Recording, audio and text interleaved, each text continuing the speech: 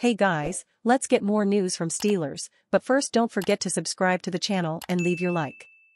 Merrill Hogue says he's never seen one guy change an O-line like Broderick Jones has. The Pittsburgh Steelers made a surprising decision 2 weeks ago, inserting rookie offensive tackle Broderick Jones into the lineup on a short week, and at right tackle, against the Tennessee Titans, giving him his first real look at the position. To Jones' credit, he played very well. That continued on Sunday against the Green Bay Packers as Jones was a key part of the Steelers' offensive line, opening up some monster rushing lanes in the 23-19 win over the Packers as the Steelers rushed for 205 yards. Since Jones was inserted into the lineup, the Steelers' offense has felt different. I am glad they kept Jones at right tackle, by the way. I have never seen one guy change an offensive line like 77 did. From how we run the ball, what you can do in the passing game, his athleticism, how dynamic he is. 77 makes a big difference, over there, Hogue said to Roethlisberger, according to video via the Channel 7 YouTube page. Against the Titans, Jones was key in helping the Steelers establish a sound rushing attack. In the 20-16 win in Week 9, Jones had the key block sealing off a linebacker at the second level on running back Najee Harris' 10-yard touchdown to open the game.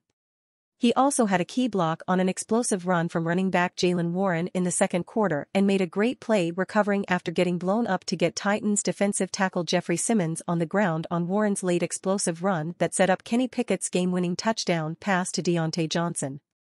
Jones, to his credit, picked up right where he left off on Sunday against the Packers. He was a road grader out in front of the Steelers' running backs, pulling and opening up massive lanes, moving guys off the line of scrimmage and really taking it to Green Bay's defensive front throughout the matchup. Time and time again on Sunday, the Steelers had great success running behind Jones and right guard James Daniels. Those two were people movers throughout the game and are a clear strength for the Steelers right now. When in doubt, run it behind the right side of the line. It's been a while since the Steelers have had that, probably dating back to the David DeCastro-Marcus Gilbert days. That's saying something. Right now, the Steelers feel like a different offense with Jones in the lineup. That's no disrespect to Chukwuma Okorafor either. The Steelers have, so we have to take them at their word. But I's a performance-based decision to leave Jones in the lineup for good the rest of the season. Stated that sitting Okorafor wasn't a performance-based decision, so we have to take them at their word.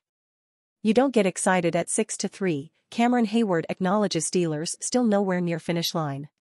It's hard to believe that this Pittsburgh Steelers football team is actually sitting at 6-3 through 9 games. They do not rank well offensively or defensively. On the season, they have been outscored by several possessions, and yet have won all of the close games to get where they are, with timely turnovers and the occasional clutch play. Yet it's not where you are when you're in the thick of things. It's where you're going and how you get there. Nobody in the locker room likely understands that better than DL Cameron Hayward, who missed most of the season due to a groin injury. He reflected on the team's record after Sunday's win over the Green Bay Packers with a dose of reality. I'm proud, but there's still a lot of stuff we've got to work on.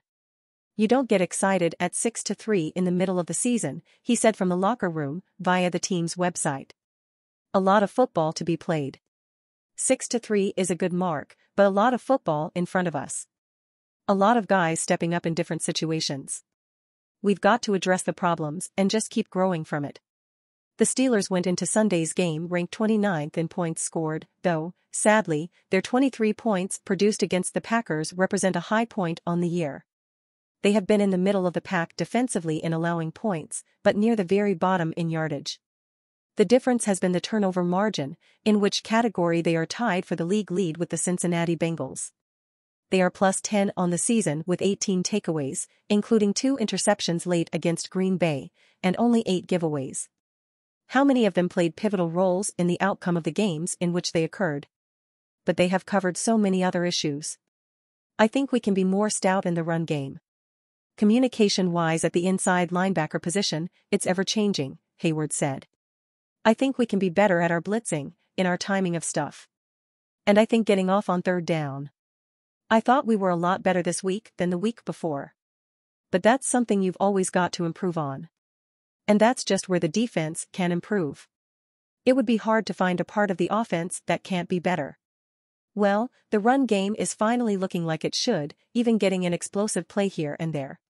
Believe it or not, entering Sunday's games, only 3 running backs had more explosive runs than Najee Harris now has, getting his 5th against the Packers.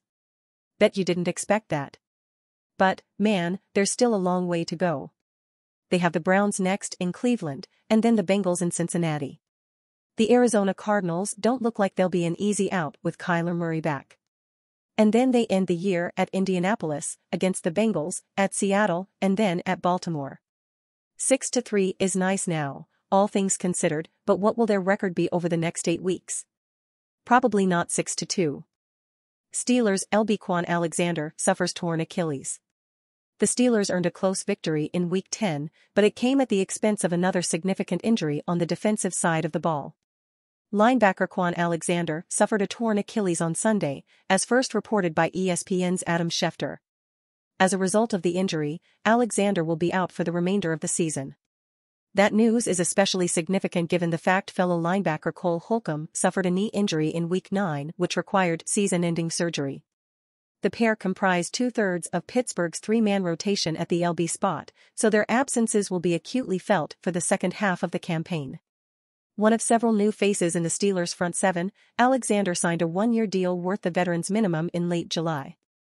That pact didn't come with any guarantees with respect to playing time, but the 29-year-old provided at least an experienced depth option.